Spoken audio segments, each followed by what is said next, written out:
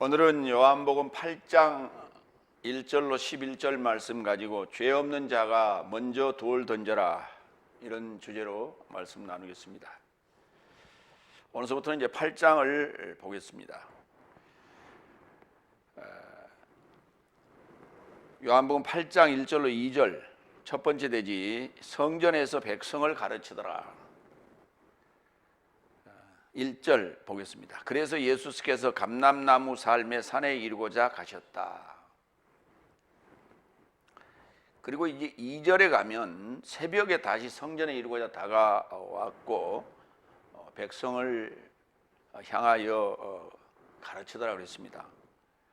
그러니까 예수님께서 감람나무 삶의 산에 가신 것은 저녁이었다라고 볼 수 있어요. 7장을 마무리하고 예수님께서는 산에 가셨어요.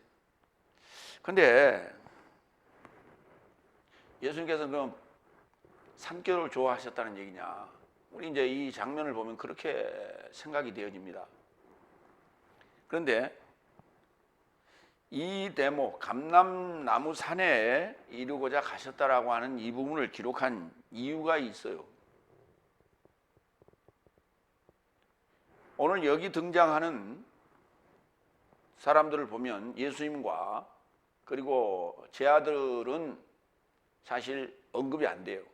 제 아들도 함께 있었죠. 그리고 서기관 삶과 바리새인 삶, 그리고 간음당하다 잡혀온 여인, 이렇게 있어요.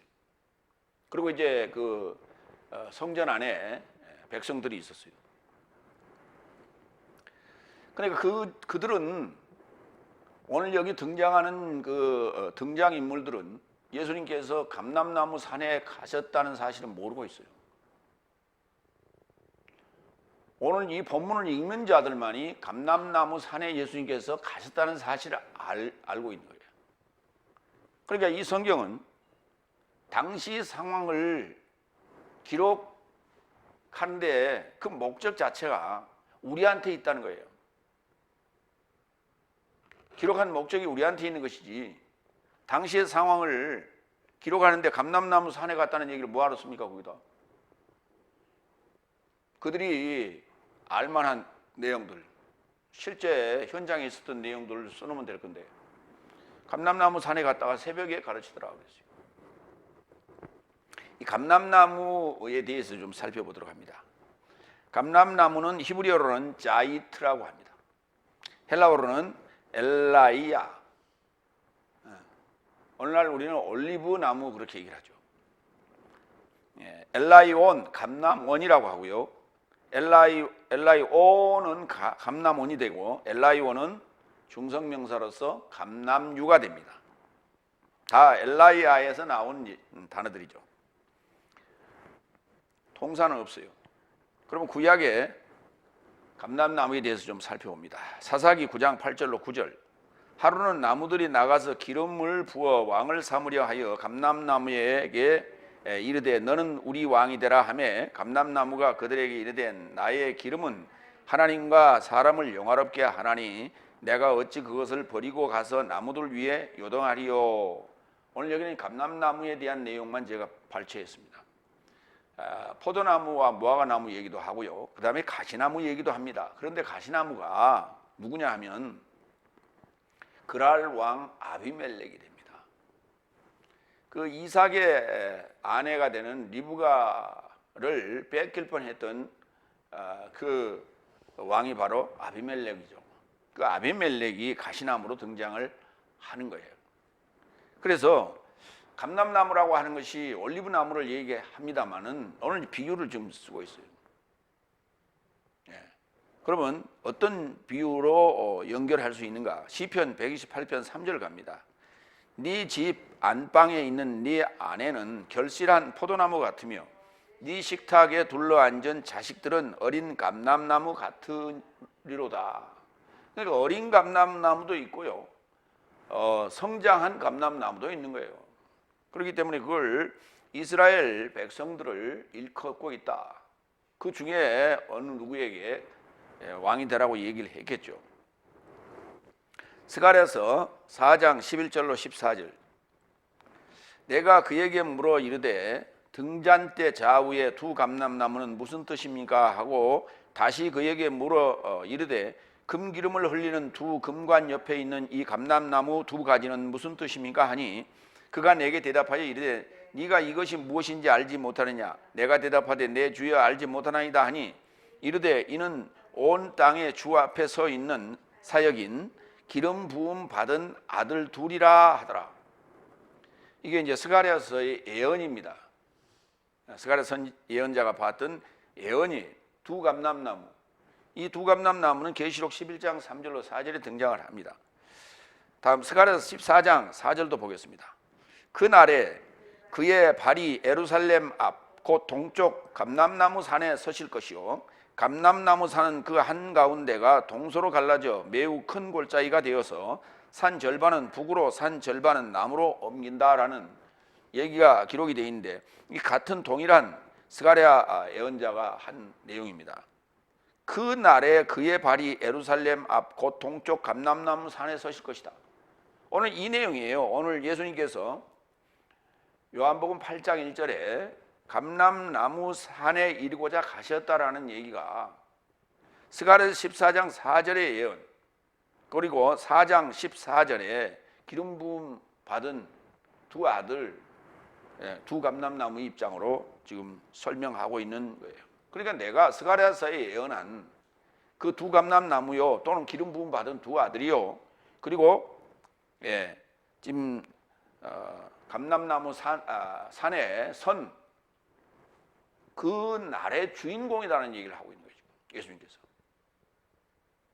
그래서 스가랴서를 인용해서 그걸 우리가 기억해내서 오늘 요한복음 8장 1절에 이 감람나무 산에 예수님께서 가신 이유가 뭔가를 거기서 지금 1절에서 이 내용을 지금 이해하고 나서 다음 문제를 이해해야 된다. 그러니까 오늘 이제 간음당하다 잡힌 여인이 하나 와서 그걸 고소를 하게 됐고 그 문제를 해결하는 그런 과정의 사건입니다. 그런데 이 내용이 오늘 예수님께서 스가랴서 4장 14장에 예언한 내용의 그 주인공이라는 사실을 우리는 기억하면서 그 사건을 대해야 된다라는 얘기예요. 계시록 11장 3절로 4절을 볼까요? 계시록 11장 3절 이하는 여섯째 나팔 상황의 내용이에요. 그리고 내가 나의 두 증인 삶에게 줄 것이다. 그러면 저 삶이 거친 베옷을 걸치고 1260일 삶을 예언할 것이다. 이 삶은 땅의 주 앞에 있는 두 감람나무 삶과 두 촛대 삶이다. 그랬어요. 여기 두 증인, 두 감람나무요. 그 다음에 두 촛대다. 촛대가 뭡니까? 교회 아니에요. 교회를 얘기해요. 탈바꿈하는 두 개의 나무고 두 개의 교회가 아니라 촛대 강대상에 두 개 세우는 그런 얘기가 아니라 탈바꿈의 의미라고요. 여섯째 나팔이라고 하는 것은 일곱째 날로 넘어가는 징검다리예요. 다섯째 날과 결별하고 여섯째 날로 넘어가는, 다시 말해서 다섯째 날까지는 과거고 그리고 여섯째 날은 현재고 일곱째 날은 미래에 관한 얘기예요. 나의 미래로 넘어가는 그 징검다리 역할을 하는 때가 바로 두 증인이 나타나는 것이고 두 감람나무가 나타나는 때다. 그가 감람나무 산에 설 것이다 그랬어요. 그러니까 예수님께서 감람나무 산에 자주 올라가신 것을 이거를 기억해내야 돼요. 당시 사람들은 보았던 사람도 있었을 것이고 보지 못한 사람도 있었을 거예요.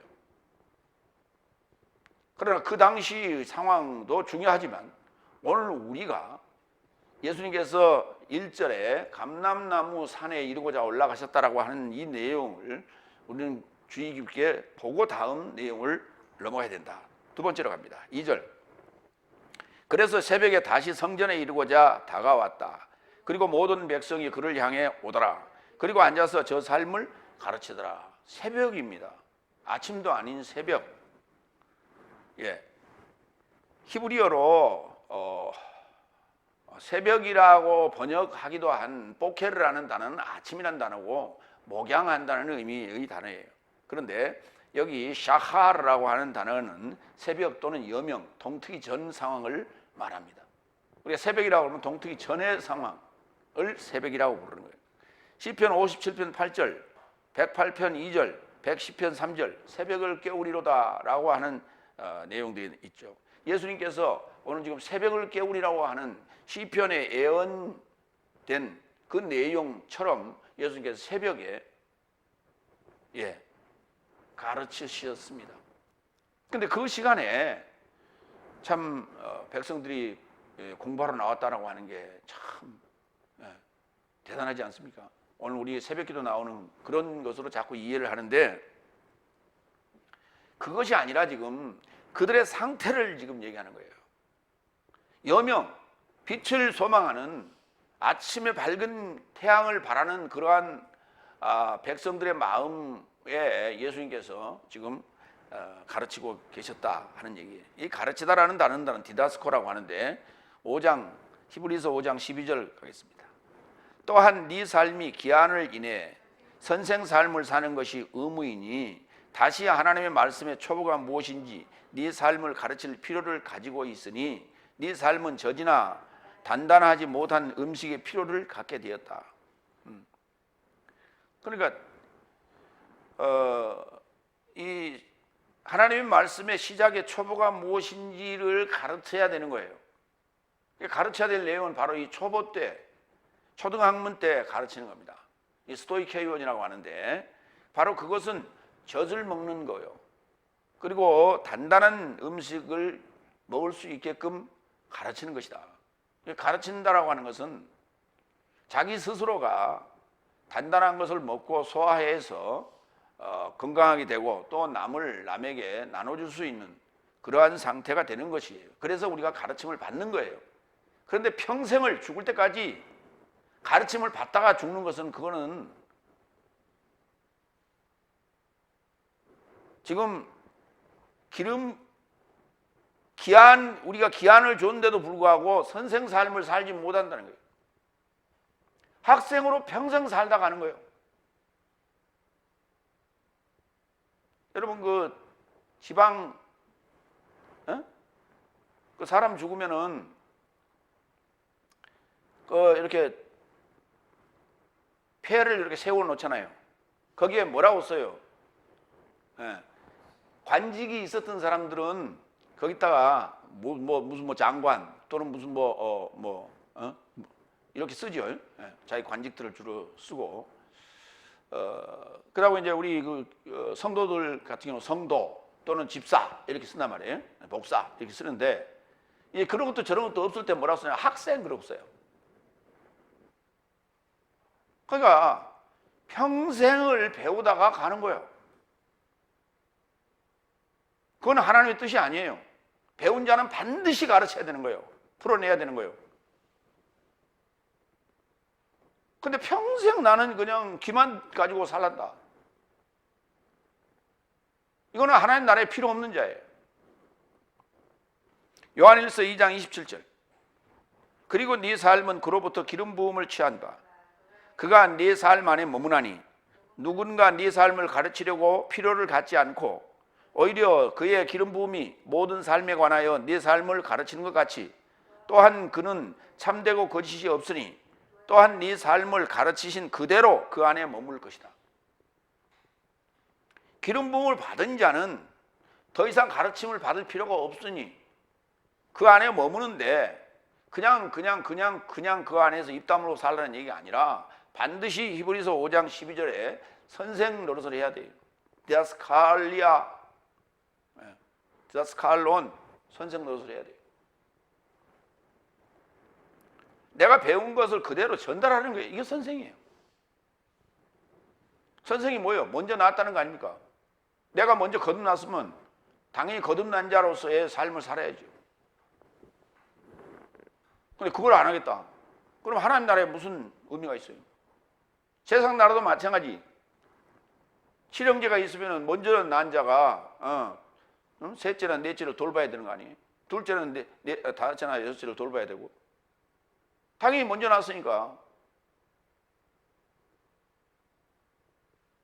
그것이 인지상정이에요. 그렇게 우리는 세상에서 배워왔어요. 하나님 나라도 마찬가지예요.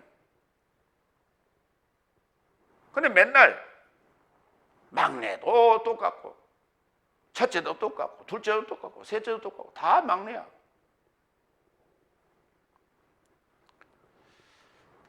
두 번째 대지로 갑니다. 요한복음 8장 3절로 8절. 죄 없는 자가 먼저 돌을 던져라. 오늘 주제예요. 세 번째 3절로부터 5절. 그런데 서기관 삶과 바리새인 삶이 간음 안에서 붙잡히게 된 여자를 그를 향해 끌고 걸어다가 중앙 안에 그녀를 세우고 그에게 말한다. 선생님, 이 여자는 간음당하는 현장에서 붙잡히게 된 것입니다. 그래서 모세스는 법 안에서 내 삶에게 이런 삶을 돌 발매질 받도록 명하였다. 그런즉 당신은 무엇을 말하겠습니까?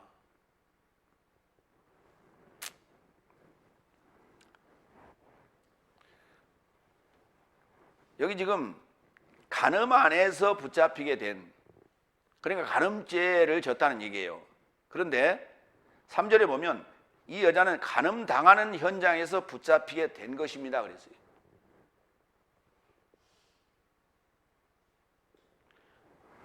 그럼 반드시 간음 당하는 현장이니까 이게 지금 당하는 쪽이 여자예요. 그러면 가해자가 있어야 된다는 얘기죠. 근데 가해자는 남성일 겁니다. 여자가 여자를 간음하지 않았을 거예요. 그 간음한 간부를 데려와야 되는데, 같이 데려와야 되는데 여자만 데려왔어요. 그러니까 이게 지금 우리가 생각하는, 상상하는 그러한 남녀 관계의 섹스 문제가 아니란 말이에요 지금 이게.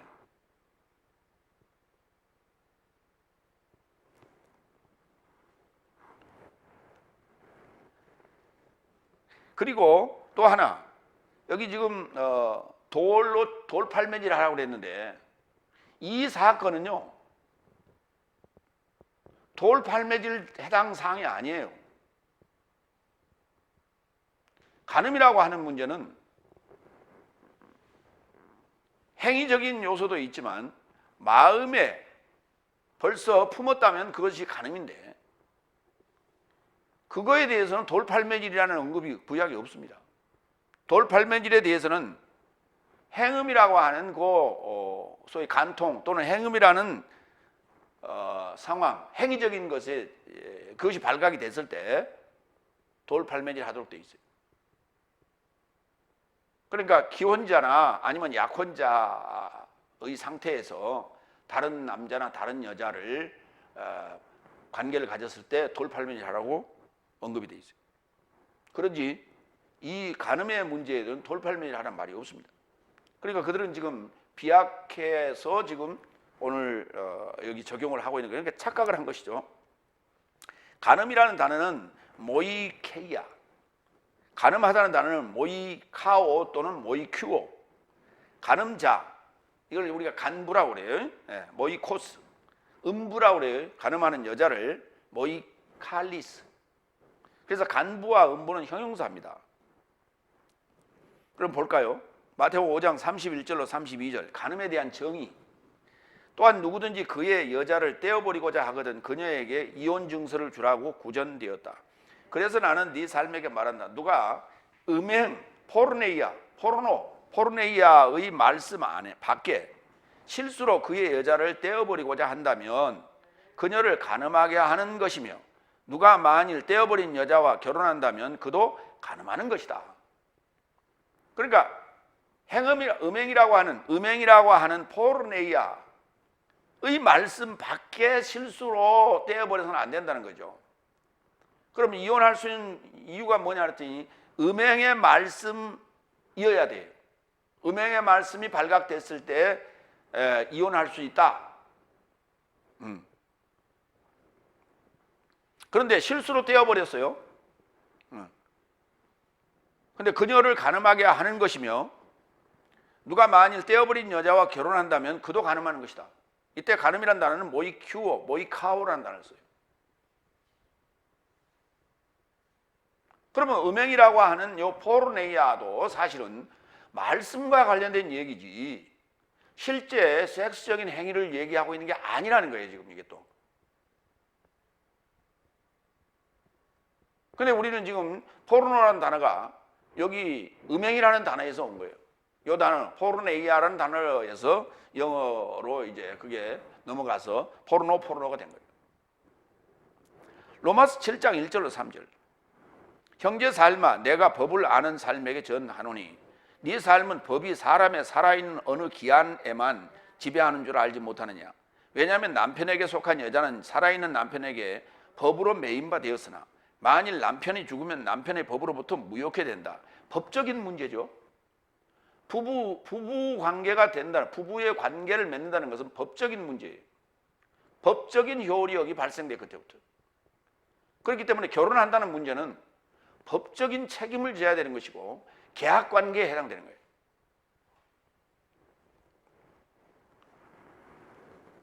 (3절) 그런즉 남편이 살아있는 까닭에 다른 남편에게 여자가 되면 간음한 여인 카일리스라 명시할 것이나 남편이 죽으면 그 법으로부터 자유롭게 되나니 다른 남편에게 여자가 되어도 그녀를 간음한 여인이라 할 수 없다.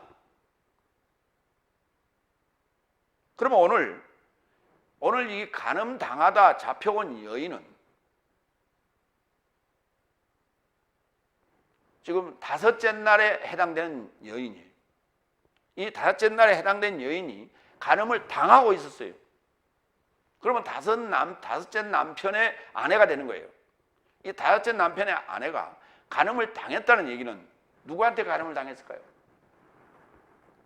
여섯째 남편한테 간음을 당했겠죠. 여섯째 남편 될 사람한테. 근데 그러니까 여섯째 남편은 오늘 될 사람, 그 남자는, 여섯째 남자는 나타나지 않았어요. 보이지 않았습니다. 근데 예수님에게 지금 이 여인을 잡아왔어요. 예수님이 판관입니까? 판결자입니까? 어디로 가야 돼요? 누구한테 가야 돼요?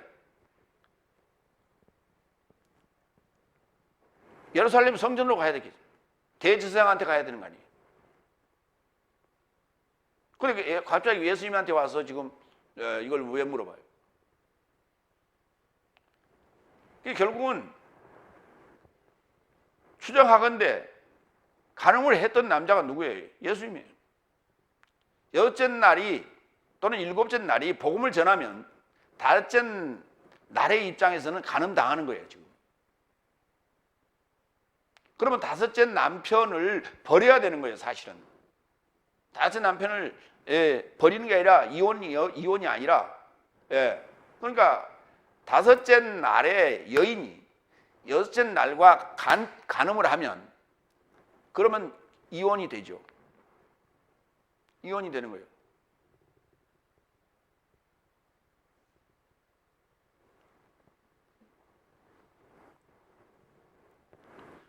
그러니까 이제 그렇게 해서 이혼을 당해서 여섯째 남편과 결혼을 하든지 아니면 다섯째 날과 결별을 하고 나오면 그것이 다섯 남편이 죽은 거나 진배 없는 것으로 우리가 처리되는 거예요.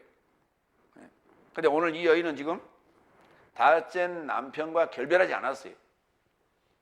그렇기 때문에 간음이라는 단어를 쓰게 되는 거예요. 야고보서 4장 4절 간음하는 남녀 또이 간부와 음부 삶이요 세상의 보시 하나님의 원수라는 것을 알아보지 못한 것이냐. 그런즉 세상에 보시 되고자 결심하는 자는 하나님의 원수로 지명되는 것이다. 하나님의 원수가 누구냐? 간부와 음부예요. 간부와 음부가 지금 하나님과 원수되는 세상과 보도하고 있는 거예요. 다섯째 날까지가 세상입니다. 다섯째 날과 지금 다섯째 날과 관계를 하고 있다면 그 말이에요. 다섯째 날과 관계를 하고 있다면 그는 간부요 음부인데 그거는 지금 여섯째 날 입장에서 얘기하는 거예요. 여섯째 날 입장에서 얘기하는 거예요. 그러면 오늘 우리는 여섯째 날 입장에서 다섯째 날과 관계를 하고 있다면 우리는 간부가 될 수가 있고 음부가 될 수 있죠. 근데 세상과 벗하고자 하는 건 아니잖아요. 이 관계가 들통이 나서 다섯째 날과 결별하고 이혼하고 여섯째 날로 넘어오도록 하는 거죠. 그러니까 벗이 되고자 하는 것은 우리가 전하는 입장은 벗이 아니에요, 사실은. 그러니까 우리가 이게 저쪽에서 다섯째 날이 결별하기까지는, 다섯째 날이 이별하기까지는 우리는 간부가 되고 음부가 될 수 있어요.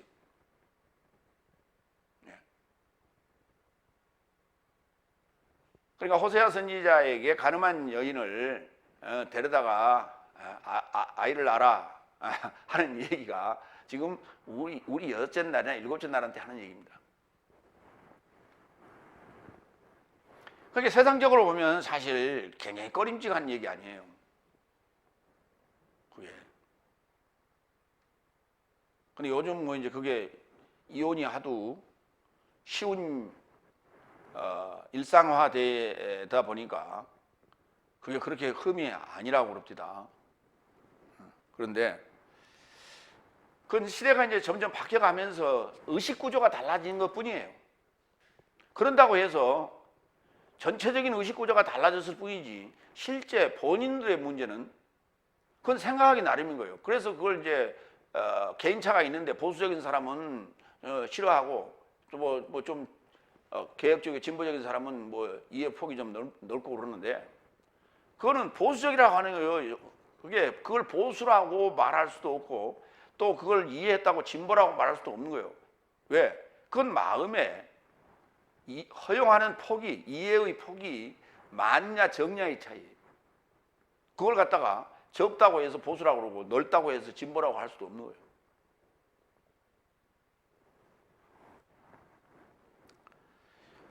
모시주의 법 안에서 돌팔매질 받게 되어 있는데 당신은 어떻게 생각합니까? 지금 이렇게 물었습니다.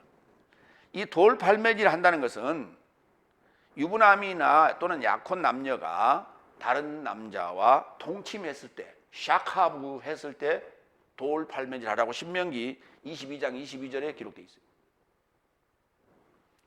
오늘 이 사건은 돌팔매질 사건이 아니에요. 출애굽기 20장 14절 가늠하지 말지니라. 이때 가늠이란 단어가 나프라는 단어예요. 레위기 20장 10절 누구든지 남의 아내와 간음하는 자 곧 그 이웃의 아내와 간음하는 자는 그 간부와 음부를 반드시 죽일지니라. 죽이라고 그랬어요. 그렇지 돌팔매질하란 말은 없어요. 돌로 쳐 죽이란 말은 없습니다. 그러니까 죽는 거예요.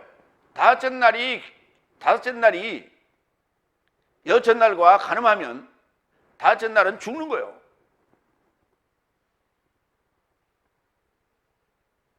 그러면 거기서 그 이혼이요, 그냥 결별하는 문제예요.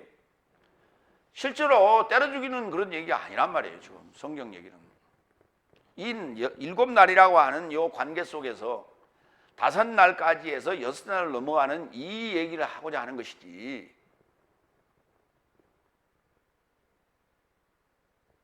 우리는 지금 이 죄라는 문제가요,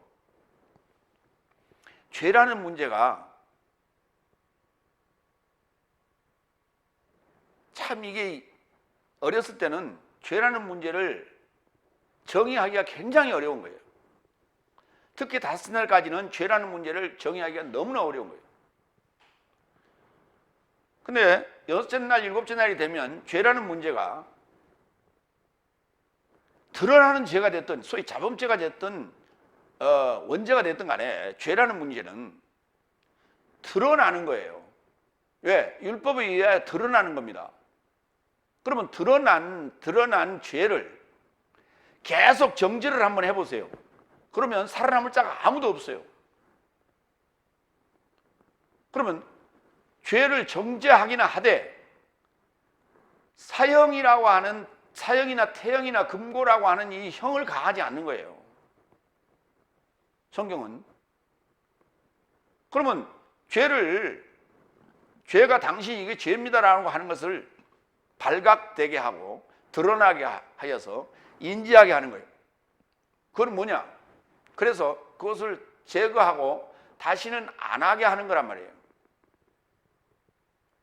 근데 구약적인 사고방식은, 특히 넷째 날의 사고방식은 물법대로 지켜야만이 하나님의 백성이 된다라고 착각을 하고 앉았어요. 그거 지킬 수가 없는 거예요.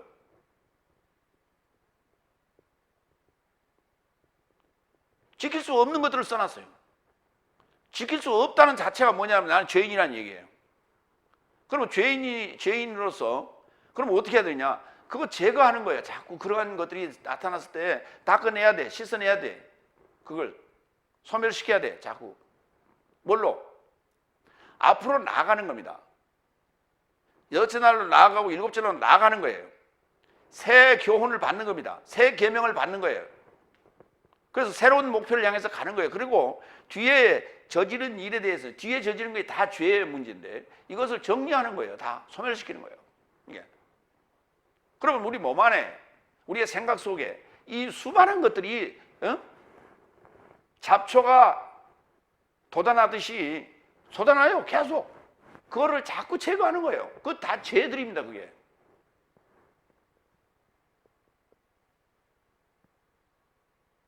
근데 그게 드러났다고 해서 그를 때려 죽여버리면 살아날 자가 아무도 없다니까. 지구상에 살 자가 아무도 없다니까.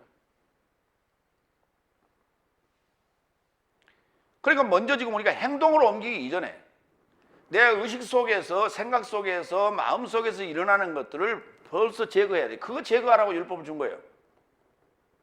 그래서 행동까지 가면 안 돼요. 그런데 과실이라는 게 있단 말이에요. 실수가 있어. 그건 어쩔 수 없이 세상 법으로 처벌을 받을 수밖에 없죠. 그러나 그러한 법을 가지고 있는 자라면 최후의 그러한 악랄한 죄까지를 저지르지 않겠지요. 오늘날 지금 매일 뉴스에 등장하는 게 남편을 주겠다는 둥, 아이를 주겠다는 둥, 아내를 주겠다는 둥, 친구를 주겠다는 둥, 부모를 주겠다는 둥, 이러한 살인의 뉴스들이 매일 지금 매스컴을 장식하고 있는데 원인은 다른 게 아니에요. 그들이 법이 없다는 거예요. 율법이라고 하는 법이 없어요. 그렇기 때문에 욱하는 성질에 그걸 저질러 버리는 거예요. 행동으로 저질러 버리는 거예요. 그리스도인과의 차이가 뭐냐? 그리스도인은 법을 가지고 있기 때문에 그것이 떠올라서 이미 행동으로 가는 것을 제재할 수 있는 거예요. 그리고 떠오른 그 마음에 대해서, 그 생각에 대해서 회개하는 거예요. 근데 그걸로 끝나고 있어, 계속. 우리 다섯째 날은. 여섯째 날로 가야 됩니다. 앞으로는 나가야 돼요. 전진해야 돼요. 그래서 새 계명을 받고 새 교훈을 받아야 되는데 전혀 그거 안 되니까 다람쥐 쳇바퀴 돌듯이 맨날 답보 상태에 맨날 도로함이 타버려요. 또 저질러 놓고 또 생각을 저질러 놓고 또 회개하고, 생각이 저질러 놓고 또 회개하고, 맨날 그러고 앉았어. 그게 진보가 없는 거예요. 진전이 없는 거예요.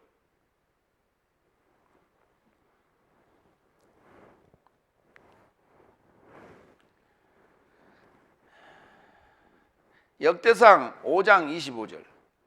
저희가 그 열조에 하나님께 범죄하여 하나님이 그 저희 앞에서 멸하신 그 땅 백성의 신들을 행음하였다. 여기 행음하였다라고 하는 요 단어가 이게 자나라는 단어예요. 자나. 이게 우리가 자인 묵이라는 단어 알파벳 공부할 때 나왔던 단어입니다. 자나, 행음하다. 그런데 행음을 했는데 신들을 행음했다. 가나안 땅에 그 멸하신 가나안 땅을 멸했는데 그 가나안 땅에 신들을 가서 행음하고 있다는 거예요. 누가요? 저희 열조가 저희 조상이 그랬다고요.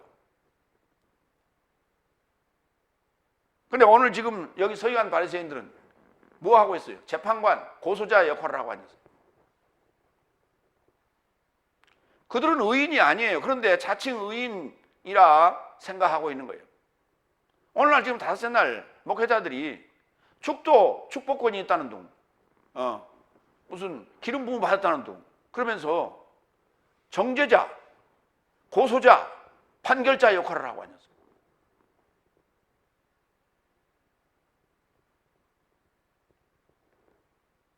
요즘 이슈가 되고 있는 한기총 회장, 심각한 사회 문제로 지금 대두되고 있어요. 기독교가 욕을 바가지로 먹고 앉았어요. 하나님을 욕되게 하고 앉았어요. 이단 사이비보다 더 못해.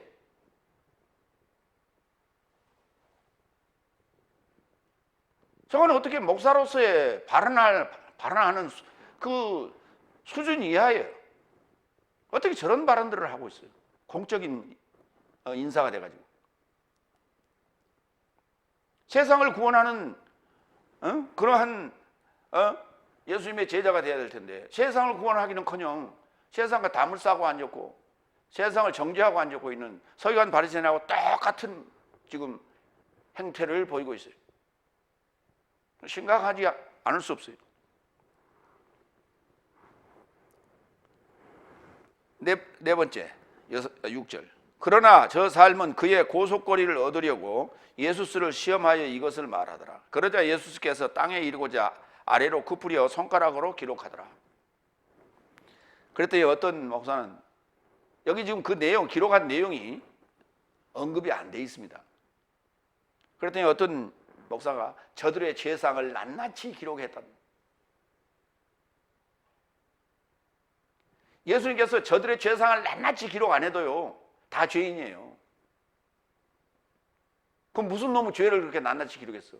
너는 뭐 무슨 뭐 돌아먹었고 뭐 훔쳐먹었고 누구한테 뭐 했고 이런 거 다 썼다고? 그거 쓰려면요 한참 걸려요.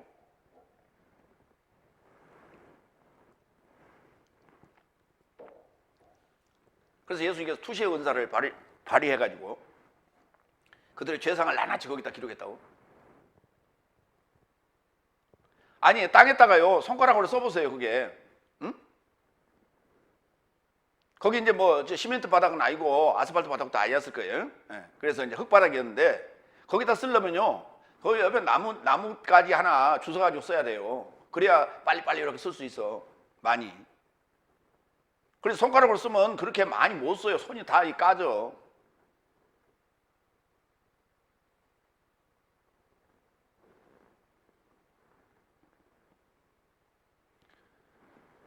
예수님께서 지금 손가락으로 거기 썼다는 얘기는 하나의 어떤 행동을 보여준 거예요.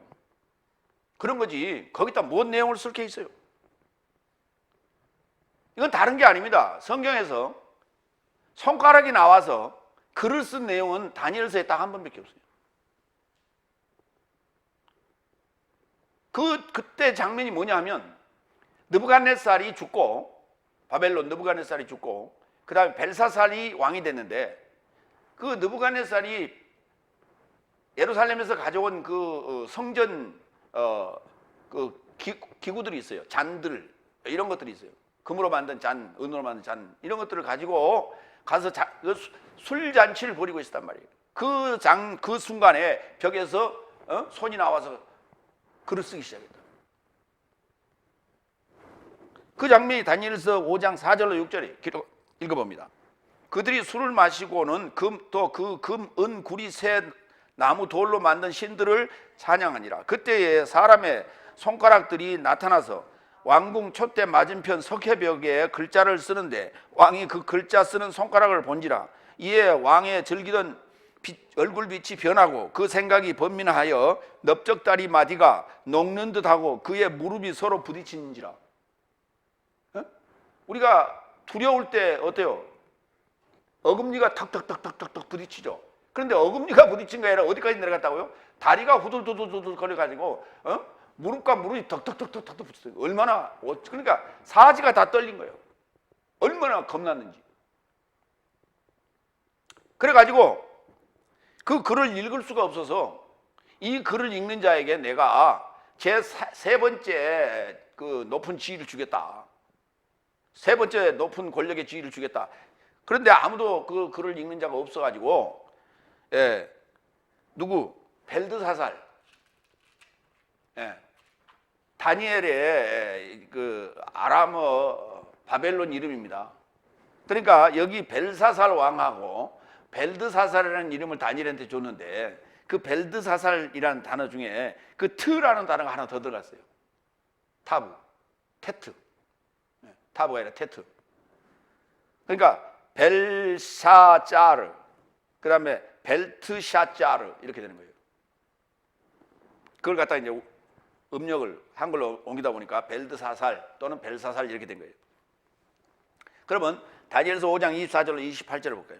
그러므로 그의 앞에서 이 벨드사살 다니엘이 아주 신통한 능력을 갖고 있다고 그러니까 저 친구를 좀 불러다 이걸 봅시다. 그래서 다니엘이 와서 그 얘기를 했죠. 당신의 아버지 느부갓네살한테 그가 금신상을 봤을 때 그때 내가 얘기를 한 적이 있다. 근데 그럼에도 불구하고 이제 말을 듣지 않았어요. 그 아들 벨사살은. 24절 읽겠습니다. 그러므로 그의 앞에서 이 손가락이 나와서 이 글을 기록하였나이다. 이 기록된 글자는 이것이니 곧 메네 데겔 우바르신이라. 그 글을 해석하건대 메네는 하나님이 이미 왕의 나라의 시대를 세워서 그것을 끝나게 하셨다 하며, 그 두 번 됐어요. 메네. 그 다음에 데겔은 왕을 저울에 달아보니 부족함이 보였다 하며, 테켈이라는 거예요. 테켈. 네. 그 다음에 페레스 그랬는데 이게 우바르신 그랬죠. 우는 접속사고요. 네. 파르신이에요. 파르신의 기본형이에요. 파르신의 기본형이 페라스예요. 페라스. 그래서 여기 베레스라고 번역을 했어요. 페라스는 왕의 나라가 나뉘어서 메대와 바사 사람에게 준바되었다 합니다. 그래서 벨사살 이후에 이제 메대 파사가 등장하게 되는 거예요. 그래서 지금 바벨론이 지금 현재 이란입니다. 지금 이란인데 이란 북부와 남부로 나뉘어요. 그래서 남부 쪽을 우리가 바사, 페르시아라고 불렀고 북부 쪽 거기 카스피해 연안, 그리고 주로 산지, 북부 쪽은 주로 산지였는데 그쪽을 우리가 메대라고 불렀어요. 지금은 이제 메대 바사가 통일돼서 이란이라고 부르는데, 이란이 지금은 이슬람교가 돼가지고 이슬람화, 소위 극단주의 이슬람화가 돼가지고 자꾸 이스라엘하고 부딪히고 미국하고 자꾸 이렇게 갈등을 유발하고 있잖아요. 그래서 지금도 지금 전쟁이 일어날 만한 그러한 위기 상황이 지금 있다고요. 이란. 그게 바로 바벨론의 후예들이에요. 바벨론이 이제 메데파사로 갈린다는 얘기를 지금 하고 있는 얘기가 바로 메네 데겔 우바르신. 이게 하나님이 살아계신 하나님께서 지금 이미 보여준 어떤 예언에 대해서 그것을 망각하고 있다면, 그러니까 결국은 이미 예언대로 가고 있는 거예요. 사실은 어떻게 보면 벨사살이 이런 행위를 했기 때문에 그래서 지금 이게 나온 거예요. 그럼 예언을 했으면 그것을 이 예언이 성취 안 되도록 방어를 해야 되는데 방어하지 아니하고 더욱더 엇나갔다는 거죠. 어긋나갔어요. 그래서 이제 이 벽에서 손가락이 나와서 이 당신의 죄상을 얘기한 거 아니에요. 그러니까 어쩌면 그들의 죄상을 얘기했다는 말도 틀린 말은 아닌데, 근데 사실은 이게 퍼포먼스란 말이에요. 거기다 뭘 썼겠어요? 그 많은 사람들이 여럿이 있는데, 그래서 일종의 퍼포먼스. 그러니까 그들이 다니엘서를 기억하고 있는 서기관 바리새인들이기 때문에 이 손가락으로 바닥에 쓰니까 아하 하고 지금 기억을 또 올렸다는 얘기예요. 다섯 번째로 갑니다. 7절 8절. 그러자 저 삶이 탐문하는 것처럼 머뭇거리더라. 그러자 그가 허리를 펴고 저 삶을 향하여 언급하셨다. 네 삶에서 죄 없는 자가 먼저 돌을 그녀에게 접해 던져라. 그리고 다시 땅에 이르고자 아래로 굽으려 기록하더라. 다니엘서에 보면 5장 4절, 그 다음에 5절에 이게 기록이 일단 나오고, 그 다음에 5장 24절부터 25절부터 이하에서 이걸 설명을 합니다. 해석을 합니다. 그래서 이 손가락이 나온 얘기를 두 번 언급을 해요. 다니엘서에. 그래서 예수님께서 마찬가지로 동일하게 한 번 엎드려서 글을 쓰시다가 일어나서 죄 없는 자가 돌로 치라 하고 나서 다시 또 엎드려서 퍼포먼스를 2번 하셨단 말이에요. 이게 동일해요, 지금 상황이. 그래서 그들이 지금 뭔가 모르고 지금 당황하고 지금 뿔뿔이 흩어지고 말았습니다. 그런데 죄 없는 자가 돌로 치나니까 뿔뿔이 흩어진 거예요. 그러면서 그들은 뭔가 지금 가면서 생각했을 거예요. 근데 그걸 생각을 해서 다니엘서를 생각했다면, 아하, 저분이 누굴까? 뭐 때문에 그분이 지금 엎드려서 땅에다 글을 썼을까? 손가락으로. 이런 생각을 했다면 그들이 주님 앞에 찾아왔을 거예요. 근데 그 생각을 한 건 아닌 것 같아요. 왜? 죄 없는 이가 돌로 치라 라는 말에 도망한 거예요. 죄 없다는 단어가 아나 마르테레토스, 형용사입니다. 아니우라는 단어가 안으로 들어왔어요. 하마르테토스, 하마르테토스 앞에 안이 붙었어요. 우리도 아니다 할 때 우리가 안을 쓰잖아요. 안 그래요 그러잖아요. 그게 헬라어에서 온 것 같아요. 이 상황이 뭐냐? 지금 7절, 8절 상황이 뭐냐? 계시록 11장 1절로 4절. 아까 우리가 읽었던 내용은 3절부터 4절까지 읽었어요. 두 감람나무, 두 증인에 대해서. 그런데 1절부터 읽겠습니다. 그리고 갈대 형태가 지팡이로 내게 주어졌다. 말하되 일어나라. 그리고 하나님의 성전과 제단과 그 안에서 예배하는 삶을 측량하라.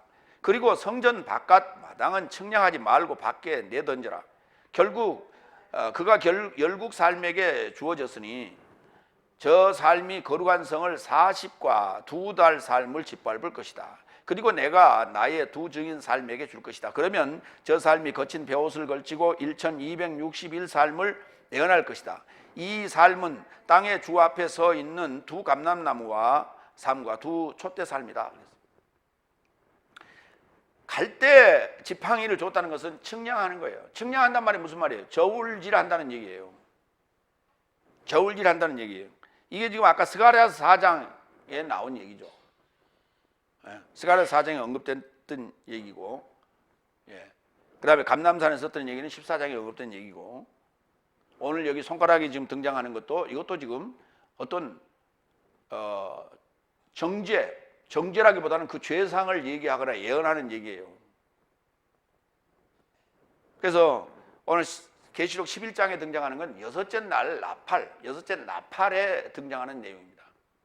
그래서 여섯째 나팔이 우리에게 들려주는 얘기가 바로 내 성전, 내 자신, 너 자신 안을 돌봐라. 예배하는 성전 안에서 예배하는 삶을 측량하라 그랬어요. 그러니까 우리가 몸 밖의 얘기 백날 해봐야 소용없는 얘기란 말이에요. 그 몸 밖의 얘기는 두 증인 삶에게 줄 것이라는 거예요. 탈바꿈 되어지면 그가 나가서 할 일이에요. 내 자신 안에 죄상이 이해가 되면 나팔 불게 돼 있다는 얘기예요. 지금 이게. 그 나팔 부는 것을 탈바꿈된 증인의 삶이고, 탈바꿈하는 증인의 삶이고, 그것이 바로 두 촛대요 두 감람나무로 묘사하는 거예요. 그러니까 먼저 내 안을 청소하고 그리고 바깥으로 나가라는 얘기예요. 복음의 여정을 얘기하는 거예요. 오순절 성령을 받고 나서 너희가 예루살렘과 유대와 사마리아와 땅끝까지 내 증인이 되라. 이제 안의 문제가 해결된 다음에 밖으로 나가는 거예요. 그릇을 닦을 때 안을 먼저 닦고 밖을 닦는 거예요. 안도 닦고 밖도 닦는 거예요. 근데 안팎이 다른 그런 위선자의 삶이 바로 종교인의 삶이라는 거예요. 하나님의 사람은 안도 바깥도 똑같아야 한다는 거예요. 겉은 멀쩡하게 포장해갖고 다니지만 속은 그렇지 않은 것을 우리가 이중성격, 이중인간, 또는 요새는 다중인간도 있더라고요. 그걸 위선자라고 하는 거예요. 마태복음 9장 12절로 13절. 모두가 다 죄인이에요. 예수님이 오신 목적은 정죄하러 오는 목적이 아니라는 거예요. 오늘 서기관 바리새인 삶을 정죄하자는 데 목적이 있는 것도 아니고, 그 가늠하다 당하다 온 여인을 정죄하는 데 목적이 있는 게 아니에요. 그러니까 서기관 바리새인 삶은 꼬투리를 잡으러 온 거예요, 지금. 예수님에게 반드시 그건 그 죄상을 예수님한테 물을 하등의 이유가 없는데 꼬투리 잡으러 온 거예요. 마태복음 9장 12절 13절. 그러자 예수께서 들으시고 저 사람에게 언급하시되 건강한 삶은 의사의 필요를 갖지 않으나 흉하게 가진 삶은 필요를 갖는다. 그래서 네 삶은 가서 무엇인지 배워라. 나는 긍휼을 원하고 제사를 원치 않는다. 왜냐하면 나는 의인을 초청하러 오지 않았고 오히려 죄인 삶을 회개에 이르게 하려고 왔다. 제사를 원치 않는다고요. 구약 삶은 넷째 날, 다섯째 날은 어떤 규격에 의하여 계명에 의하여 규칙에 의하여 규범에 의하여 뭔가를 자꾸 하는 거예요. 그게. 근데 그것을 성전 중심으로 제단 중심으로 제사를 드리는 것으로 자꾸 모든 일을 다 했다고 생각하는 거예요. 그런 형태를 우리가 종교 형태라고 그러는 거예요. 그러니까 넷째 날, 다섯째 날은 종교 형태가 돼버렸어요. 근데 종교 형태가 아니라니까요. 종교라는 게 뭡니까? 집단화, 집단의식, 내 편과 네 편을 가르고 정통과 이단을 가르고 가르는 거예요. 이게 바리새인 삶이에요. 가르는 거, 네 편, 내 편을 가르는 거.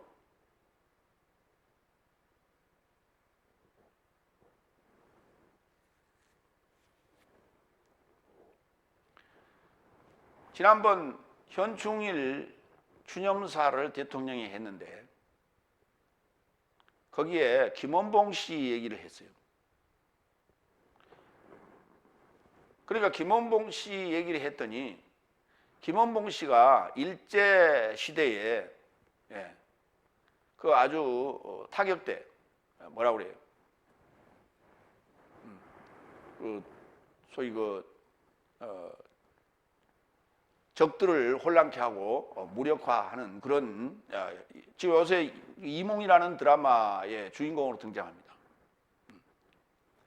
그런데 그자가 이제 북한으로 그러니까 해방이 되고 일제가 이제 멸망하고 나서 북한으로 입성을 합니다. 남한으로 온 게 아니라 북한으로. 근데 북한으로 가게 된 이유가 중국에서 활동을 할 때 중국에서 두 부류가 있었어요. 김구 선생 소위 그 임시정부 상위 임시정부 충정이라 그래요. 그 임시정부를 중심으로 하는 그러한 단체가 있었고, 그다음에 행동파. 그래서 의용대, 조선 의용대라 해가지고 그 행동대, 그 총을 들고 싸우는 직접 싸우는 그러한 의용대들은 중국의 공산당하고 한패가 된 거예요. 그래서 중국 공산당하고 한패가 돼서 이제 전투를 했고 같이 피를 나눈 그런 형국이 됐죠. 그러다가 해방이 돼버린 거예요. 그래서 해방이 되다 보니까 북한 쪽으로 가게 되고 그리고 그 상해 임시정부를 중심으로 한 사람들은 남한 쪽으로 오게 되고 이렇게 된 것이죠. 그러는 과정에서 이제 남북이 갈라지고 6.25 전쟁에 또 그들이 참전을 하고 이런 상황이 온 거죠. 그러니까 전 정권에서는 특히 이제 박근혜 정권에서 그 문제를 제기했었는데 다른 게 아니고 건국서부터가 그러니까 건국절을 우리가 지켜야 된다. 그러니까 해방 이후 1945년 이후에 그건 남한 지금 임시정부를 얘기하는 거예요. 남한 임시정부, 남한 정부만에 남한만에 투표를 했지 않습니까? 그러니까 남한만의 건국절을 얘기했던 것이고 3.1 정신을 바탕으로 하고 있는 헌법에 입각한 우리나라의 그 건국은 3.1절을 중심으로 하고 있다. 그러니까 그건 남북을 같이 어우러서 얘기하는 것이고 그 다음에 해방 이후의 건국절은 남한만을 얘기하는 거예요. 그러면 지금 현재 남북이 대화를 하고 있는 입장에서 기존에 그런 생각을 가지고 있는 사람들의 생각을 엎을 필요가 있는 것이죠. 그런데 그러한 생각을 가진 사람들이 주로 누구냐 하면 기독교인들이에요. 이승만 대통령이 기독교인이라는 거예요. 그래서 남한 정부를 탄생을 했고, 북한은 우상을 숭배하는 그런 집단이 되기 때문에 그것이 기독교하고는 정반대가 되는 집단이기 때문에 우리는 그들을 인정할 수 없다라고 하는 이 사상 때문에 지금 나온 얘기예요. 그래서는 남북 통일이 될 수도 없고 남북 간의 화해가 이루어질 수 없는 거예요. 그래서 큰 그림을 좀 그려야 되는데 소인배들처럼, 그러니까 보수라고 하는 사람들이 지금 소인배예요. 그게 뭐냐면 소갈딱지가 코딱지만 해요. 밴댕이 소갈딱지랑 크게 지금 넓게 생각을 해야 되는데, 예. 남북이 한 나라지 우리가 남한만 우리나라입니까? 굳이 남북 통일을 안 하더라도 우리가 서로 왕래하면서 화해하면서 살아야 되고, 또 북한에 중국과의 영토 문제가 또 있습니다. 이런 여러 가지 복합된 문제가 있는 것이지, 그거를 갖다가 남한은 남한대로 똑 잘라서 얘기하고 북한은 북한대로 똑 잘라서 얘기하고 이렇게 가서 쓰겠어요? 그게 좀 생각들을 좀 해봐야 되는데, 기독교인들의 그 바리새적인 사고방식이 지금 이 편가르기를 하고 있는 것이에요. 참 안타까운 일이 아닐 수가 없어요.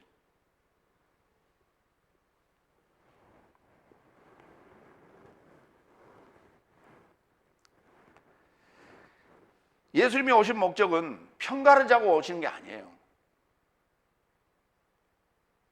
죄인이면 하나님과의 원수입니다. 모두가 다 원수예요.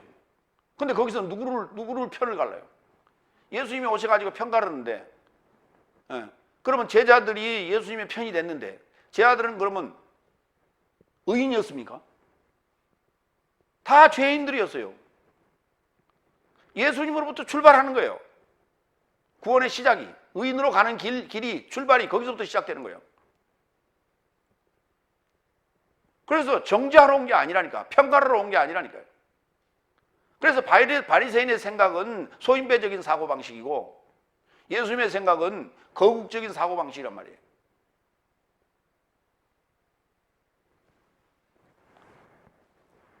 로마 3장 9절로 12절. 그런즉 내 삶이 무엇을 선점했느냐? 전혀 아니다.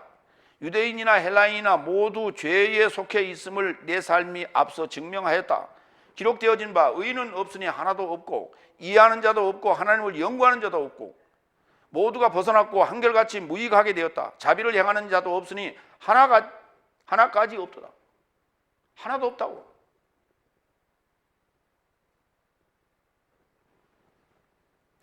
이게 지금 하나님이 인간 세상을 바라보는 눈이에요. 지금 현재 우리나라에 처해 있는 기독교의 현실이에요.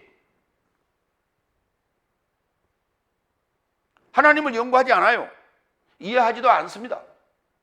무조건 네 편 내 편만 갈라요. 지금 다섯째 날이 무슨 내세울 게 뭐 있어요? 국가를 위해서 한 게 뭐 있어? 그 어려운 시절에 독립군 6.25 때 참전용사, 이들은 다 기독교인이 한 것도 있지만 우리 국민 모두가 한 거예요. 거기에 무슨 기독교인이 거기 생색을 낼 만한 게 뭐가 있냐 말이에요. 모든 국민이면 다 국가를 위해서 한 거예요.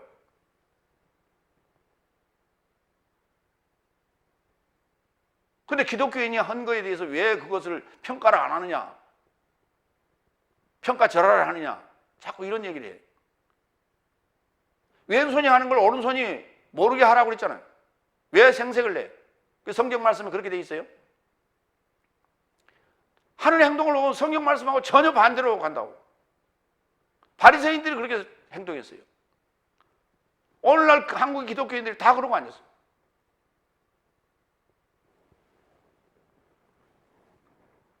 세 번째, 요한복음 8장 9절로 11절. 나도 너를 정죄하지 않는다. 더 이상 죄 짓지 말라.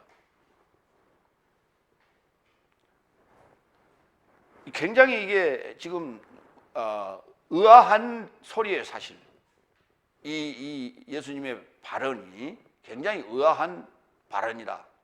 그러니까 우리가 큰 그림을 그리지 않으면 이건 이해가 안 되는 얘기예요. 더 이상 죄 짓지 말라 하는 얘기는 죄 지었다는 얘기 아닙니까? 근데 그 지금 간음 당하는 일이 죄 지은 것이 아니라 그것은 죄라는 죄상이 드러날 뿐이에요. 어쩔 수 없어. 그거는 다섯째 날에서 여섯째 날 넘어올 때는 간음이라는 문제가 언급되지 않을 수가 없어요. 누구도 이 간음이라는 문제로부터 벗어날 수가 없어요. 그러면 여섯째 날에 들어왔다면 일곱째 날로 가야 돼. 근데 일곱째 날에 가거나 여섯째 날에 머무는 자가 다시 세상과 버드하면 그는 죄 짓는 거예요. 또 거꾸로 돌아가면 죄 짓는 거예요. 그 얘기예요. 죄 짓지 말라는 얘기가 그 얘기입니다. 앞으로 가라. 너희가 가야 될 목표는 일곱째 날이다. 이 일곱째 날을 향해서 가라는 얘기예요. 그러니까 죄라는 문제가, 우리는 죄를 지면 반드시 정죄를 받아야 된다고 자꾸 생각을 하는데,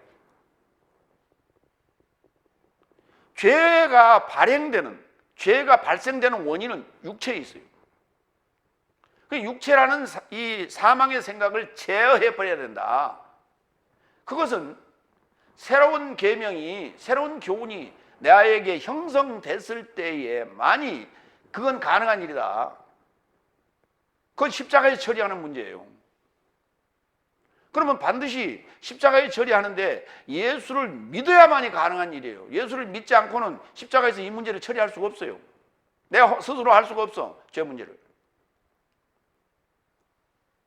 그러면 복음서에 나오는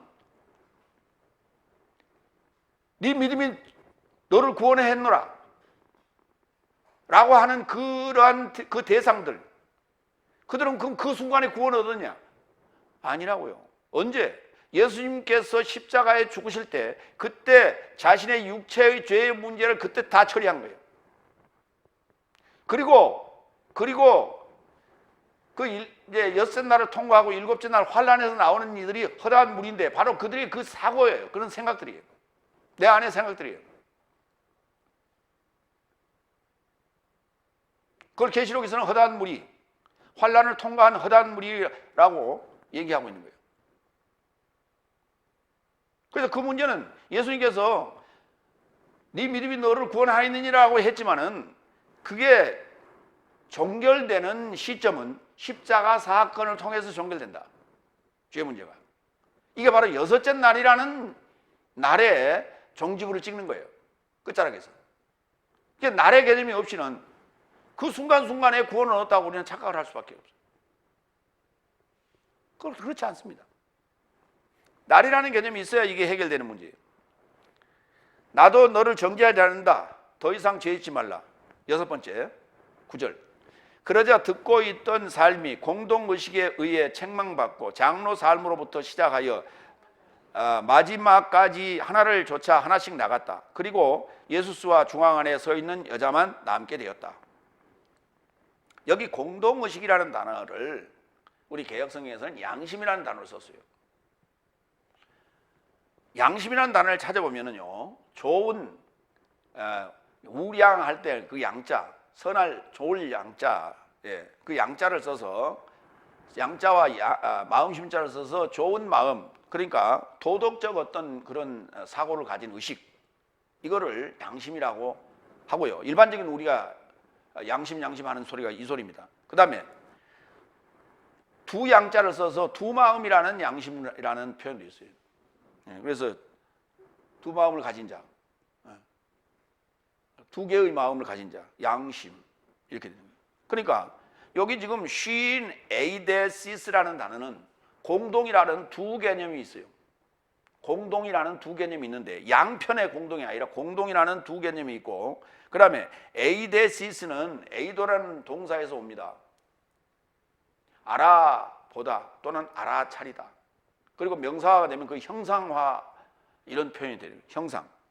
그러니까 여기서 지금 이게 공동의 어떤, 공동으로 알아보는 어떤 의식, 공동체적인 어떤 의식을 얘기하는 거예요.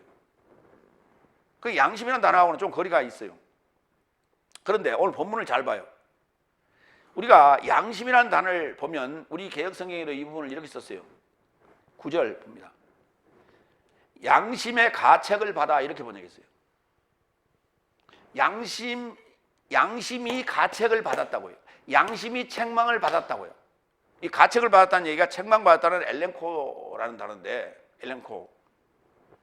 그러면 양심이 가책을 받았으니까 양심이 주격이나 양심이 소유격이 돼야 돼요.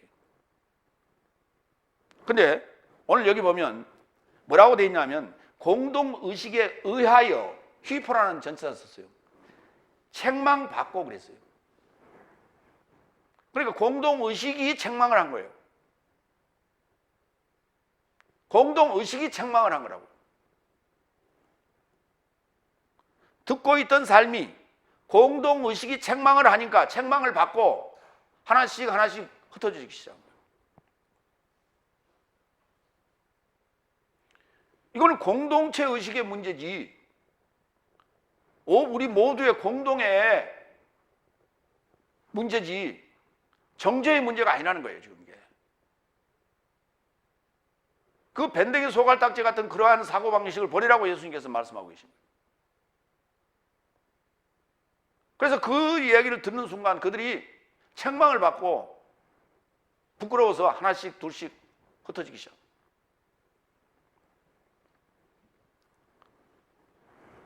그러면 이 단어가 많이 쓰인 데가 한 군데 있는데 고린도전서 10장 25절로 29절이에요. 이 먹는 문제 가지고 얘기를 했는데요. 식품점 안에서 매매되는 모든 것은, 그러니까 이해하기 위해서 식품점으로 지금 이해를 한 거예요. 우리가 시장에서 지금 사는 그런 식품에 관련된 얘기예요. 식품점 안에서 매매되는 모든 것은 공동의식을 인하여 판단하지 말고 먹으라. 그러니까 거기서 먹는 것은 뭐 규범에 의해서 이거는 먹어야 된다, 안 먹어야 된다, 뭐 이런 그런 규정적인 개념이 아니라 먹을 수 있는 거니까 시장에서 팔고 있다는 거예요. 그러니까 그게 공동의식을 인하여 판단하지 말고 먹으라. 왜냐하면 땅과 땅에 충만한 것이 주의 것이다. 땅에 충만한 것들이 다 주님이 만들어 놓은 거예요. 그러니까 먹으라고 만들어 놓은 거지, 그게 먹지 말라고, 이거는 먹지 말아라, 저거는 먹어라, 이렇게 구분된 게 아니라는 거예요. 27절. 그래서 불신자 중 누가 네 삶을 초청하거나 가기를 원하거든 네 삶에게 차려놓은 것은 모든 것을 공동의식을 인하여 판단하지 말고 먹으라. 그러나 누군가 이것을 우상제물이라 언급하거든 그 보고된 것도 공동의식을 인하여 먹지 말라. 내가 그 자신의 공동의식을 말하는 것이 아니요 오히려 다른 이의 공동의식을 말하는 것이다. 왜냐하면 어찌하여 나의 자유가 남의 공동의식에 의해 판단받겠느냐. 그러니까 자유를 얻은 자는 그런 공동의식이 있다 하더라도, 공동체가 정한 룰입니다. 그런 게 있다 하더라도 그걸 초월할 수 있다는 거예요. 여기서 말하는 여기 먹는 문제는 뭘 얘기할까요? 하나님의 양식, 전도하는 그 전도의 대상, 성도를 얘기한다고 봐야 돼요. 그러니까 그 문제를 우리가 지금 여섯째 날이 다섯째 날을 데려오는 것을 먹는다 이렇게 표현한다. 먹었다 하는 데 있어서 누구는 데려오고 누구는 말고 이런 게 아니란 말이에요. 너는 이단에 속했으니까 안 돼, 너는 정통에 속했으니까 돼, 이런 개념이 아니라는 거예요.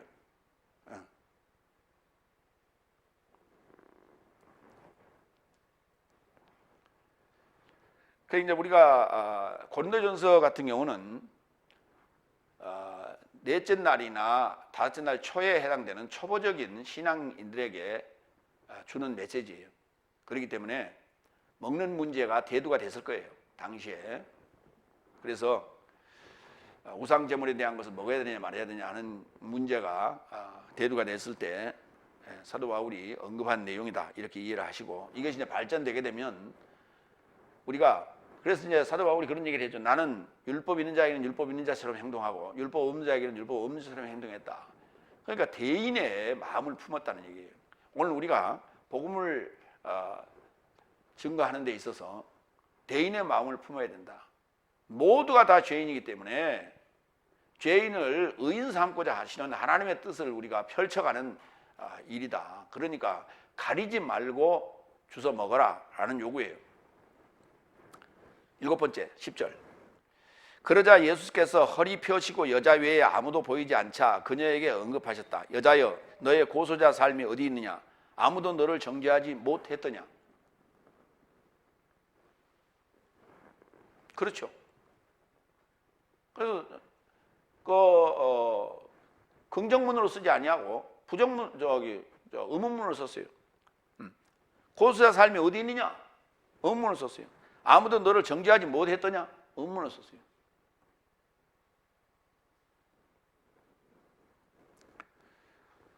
요한복음 4장 16절로 18절을 봅니다. 예수께서 그녀에게 말씀하신다. 가서 네 남편을 불러서 여기로 오라. 여인도 답변하여 언급하였다. 나는 남편을 갖고 있지 않습니다. 예수께서 그녀에게 말씀하신다. 너는 내가 남편을 갖고 있지 않다고 잘 언급하였다. 왜냐하면 5 남편 삶을 갖고 있었으나 네가 지금 갖고 있어도 네 남편이 아니다. 네가 이것을 옳게 말한 것이다. 이 부분을 왜 내가 여기 인용을 해놨냐면 반드시 지금 이 예수님께서 정죄를 하거나 아니면 이 여인이 간음을 당하는 입장에서 현장에서 잡혀온 여인이라면 반드시 남편이 있어야 돼요. 그리고 남자가 있어야 되는 거예요. 그 상대자가 있어야 되는데 상대자도 없어요. 그리고 남편 얘기도 없어요.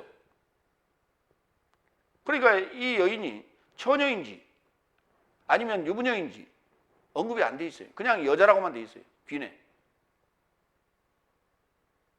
그렇기 때문에 이 정황상 이 정황 가지고는 우리가 설명하거나 판단할 수가 없어요.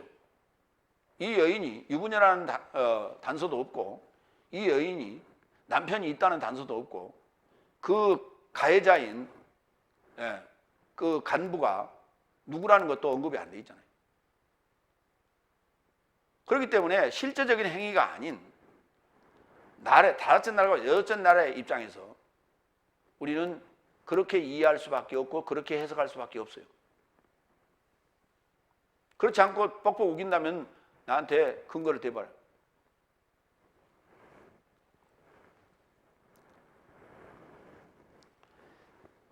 그러니까 예수님께서 사마리 여인을 만났을 때 반드시 물었어요. 네 남편 데려와라. 저는 남편은 없습니다. 그러니까 예수님께서 받아들이는데 아주 부담 없이 받아들였죠. 아내로 받아들인 거예요.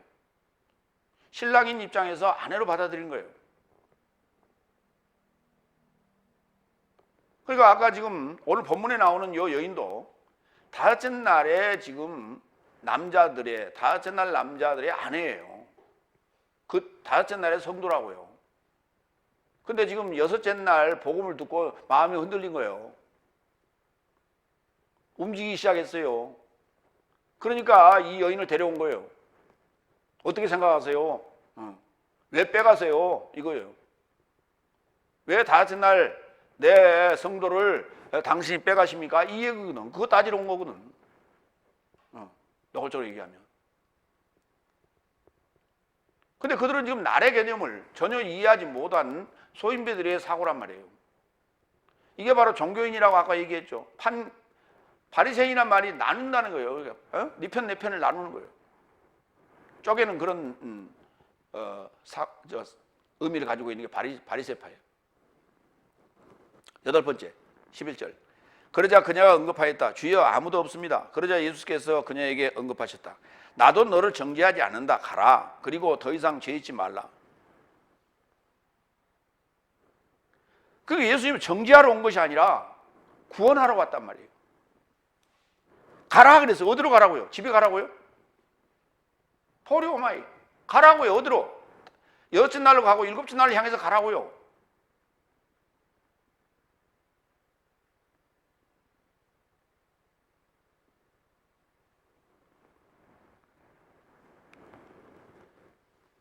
그러면은 죄로부터 해방된다는 거예요. 더 이상 죄 짓지 말라. 무슨 죄를 지어요? 여섯째 날에 가서 다섯째 날로 물러서지 말고 일곱째 날에 가면 안 물러서겠지 당연히. 여섯째 날에서 다섯째 날로 물러서지 말라는 거예요. 이게 죄 짓는 일이에요. 근데 우리는 지금 여섯째 날 복음을 받아놓고 다시 다섯째 날 삶을 살고 있어요. 이게 큰 죄인지를 몰라 본인들은 지금 현재 다섯째 날 후견이가 청지기들이 하고 있는 거와 똑같은 삶을 살고 있어요. 이게 죄 짓는지를 모르고 앉았어요. 다섯째 날 후견이가 청지기들이 언제 일곱 날을 얘기했으며 언제 원어 성경 가지고 이렇게 풀어준 적이 있어? 언제 그들이 계시록을 저렇게 풀었어?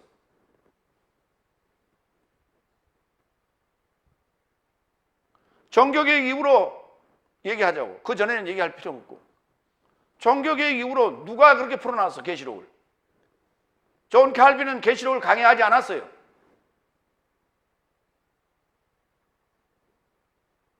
지구상에 있는 모든 계시록 다 열어봐. 지금처럼 저처럼 이렇게 강의를 하고 있는가? 창세기 1장 1절, 창세기 1장 누가 이렇게 해석하고 있어? 이게 여섯째 날에 지금 복음이란 말이에요. 지금 일곱 날에 대해서 누가 이렇게 얘기를 했어요? 아무도 얘기 안 하잖아요. 이게 바로 여섯째 날 들어왔다는 증거예요.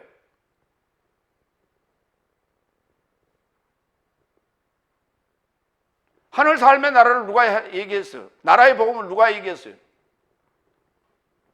국가의 3대 요소와 결부시켜서 누가 얘기를 했어요? 아무도 얘기 안 했잖아요. 누가 나라의 복음을 얘기했고 하늘 삶의 나라에 대해서 누가 설명한 적이 있어요? 아무도 설명 안 했잖아요. 지금까지. 이게 바로 여섯 날에 들어와서 배운 거 아니에요. 근데 왜 다섯 날에 또 물러가? 쟁기를 잡은 자가 왜 뒤로 물러서냐고. 이거 바로 죄 짓는 거예요.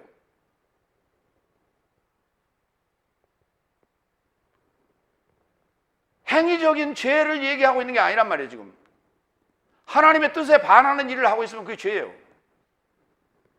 첫사람 아담이 하와가 그게 먹지 말라고 하는 좋고 나쁜 지식의 실과를 먹었다고 해서 그 죄인이 됐잖아요. 인류의 원죄가 됐잖아요. 그게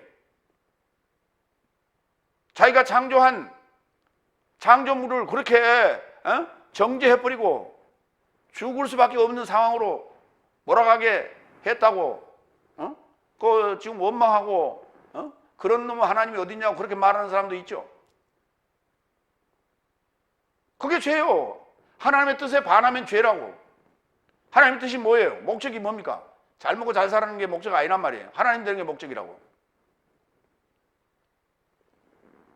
그래서 지금 여섯째 날 복음을 줬고 여섯째 날에 들어오게 해서 일곱째 날을 향해서 가라고 그랬더니 가지는 않고 뒤로 물러가고 있어요. 그게 하나님 뜻에 반하는 거예요.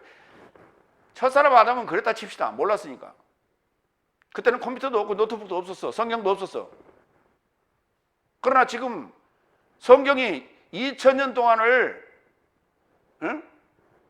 열리지 않았던 성경이 이제 열려서 여섯째 날로 들여보내 놨더니 다 배우고 나서 다시 다섯 날 삶을 산다고? 그 죄가 얼마나 큰지 모르고 있어요.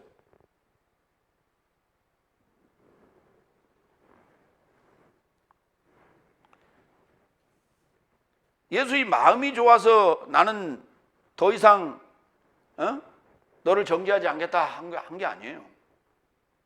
예수님이 가지고 있는 법은 정죄의 법이 아니거든요. 살리는 법이거든요. 그래서 생명의 성령의 법이라고 그러는 거예요. 이미 정죄의 법은 모세를 통해서 줬어요. 그게 넷째 날 다섯째 날에 주어진 법이에요. 그것이 예수님이 나타났을 때 그 죄가 드러나서 더 이상 해결할 수 없을 정도로 온 몸에 지금 이렇게 두드러기처럼 오염이 돼서 지금 나타났습니다. 증상이. 그러니 이걸 해결해 주십시오 하고 주님 앞에 나오는 거 아니에요. 근데 스스로 못 나오고 꼬투리를 잡기 위해서 고소할 꼬투리를 잡기 위해서 서기관 바리새인에 의하여 끌려 나왔단 말이에요. 이 여인은 지금 뭐가? 간음의 죄가 발각되었고 그들이 볼 때 간음이에요. 예수님이 볼 때는 간음이 아니고.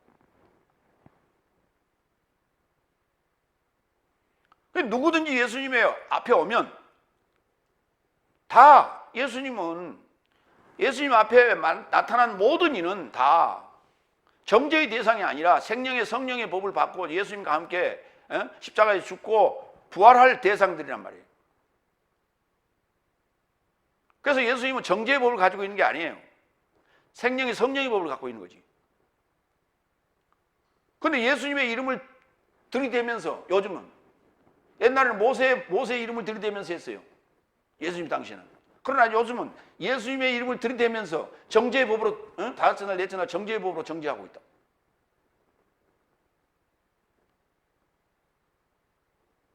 그러니까 예수님을 이해를 잘 못한 거예요. 예수님은 정죄의 법을 가지고 있지 않다니까. 아까 남편이 법을 가지고 있다고 로마서 7장에서 얘기했잖아요. 남편이 뭔지를 몰라. 성경에 그렇게 써놨는데도. 하물며 그렇게 써놨어요. 나는 남편인 그리스도에게 정결한 처녀로 중매하고 있다고 그렇게 써놨어요. 그럼에도 불구하고 이해를 못해. 희생양의 혼인잔치, 그러니까 혼인잔치 그 신부가 누구요? 우리 자신이 신부 아닙니까? 그분이 우리의 남편이란 말이에요. 그 남편을 제대로, 원래 본 남편을 만나는데 지금 현재 다섯째 날 남편하고 살고 있으니 이게 간음죄 아니고 뭐예요? 근데 본 남편을 만나러 가겠다고 하니까 다섯째 날 남편이 이거 간음했습니다 라고 데려온 거예요, 예수님한테. 근데 예수님 거기서 직답을 피했어요. 이 여자가 내 아내야 하면 서로 치고받고 싸울 거 아니에요.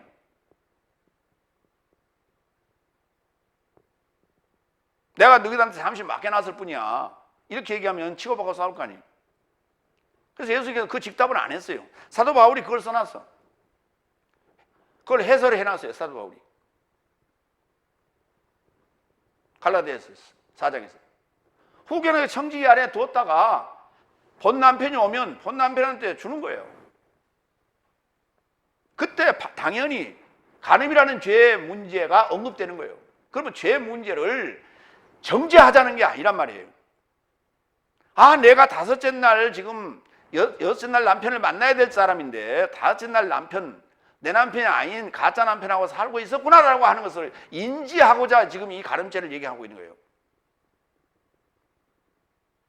그래서 모든 지금 죄 문제를 성경이 언급하고 있는 것은 여섯째 날로 넘어가라, 일곱째 날로 넘어가라고 하는 채찍이에요, 그게. 그래서 우리는 죄 문제만 나오면 무조건 정죄하려고 그래요.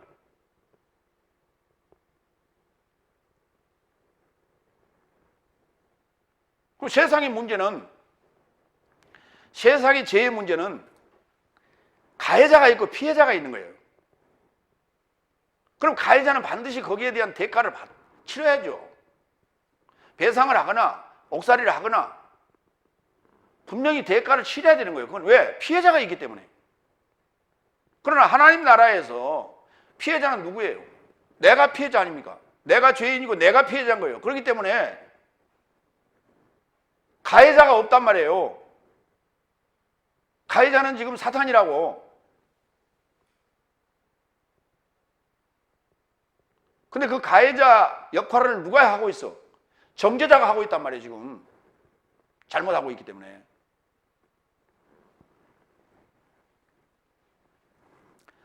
로마서 8장 33절로 34절을 봅니다. 누가 하나님의 택하신 삶에 역행하여 송사하겠느냐? 의롭다 하신 이는 하나님이시다. 정죄하는 이가 누구냐? 죽은 자는 그리스도스. 그러나 일으킴을 받은 이도 더욱 그리스도스. 하나님의 우편에 계신 자도 그리스도스. 내 삶에서 초월하여 면담하시는 이도 그리스도스. 근데 누가 정죄를 한다는 얘기냐? 예수님이 죽을 때 예수님이 정죄를 받고 죽었지 않냐? 십자가에서.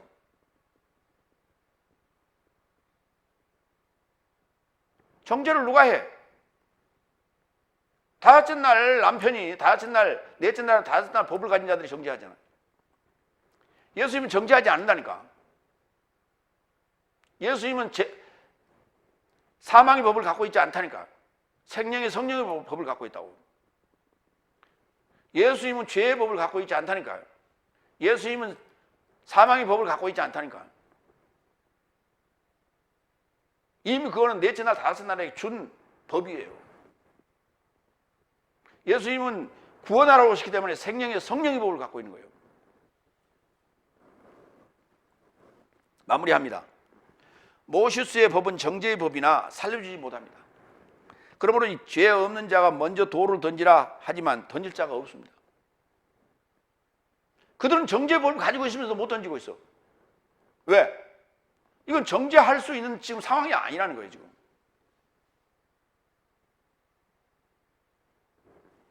단지 꼬투리를 잡으러 왔을 뿐이 주님의 오심은 정죄가 아니라 죄인을 살려주고자 함이니 간음죄를 짓지 말아야 됩니다. 간음죄를 짓지 말아야 된다는 얘기는 이제 여섯째 날이 들어온 자는 다시 다섯째 날로 가는, 세상과 버타로 가는 이러한 우를 범해서는 안 된다. 이게 죄 짓는 일이에요.